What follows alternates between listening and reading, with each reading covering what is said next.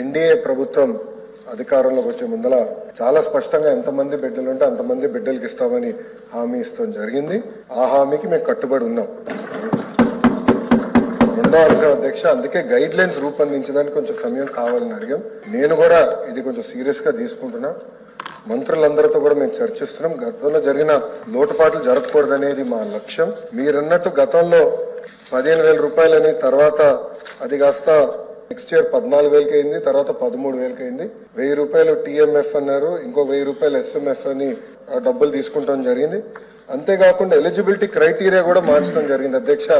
గ్రామాలు వచ్చే గల 5,000 రూపాయలు నెలకు వస్తే ఆటోమేటిక్ గా వాళ్ళు ఎలిజిబుల్ అనేది, 5,000 కన్నా తక్కువ వస్తే ఎలిజిబుల్ అన్నారు. అట్లా మళ్ళీ దాన్ని మార్చారు. దాని తర్వాత ఎలక్ట్రిసిటీ కన్జంప్షన్ విషయంలో కూడా కొన్ని నుస్ఖలు జరిగినాయి. ఇంతేకాకుండా పాదయాత్రలో కూడా నేను అనేక మందిని కలిసినప్పుడు వాళ్ళు చాలా స్పష్టంగా మేము ఇప్పుడు అప్పు చేసి ఒక 4 వీలర్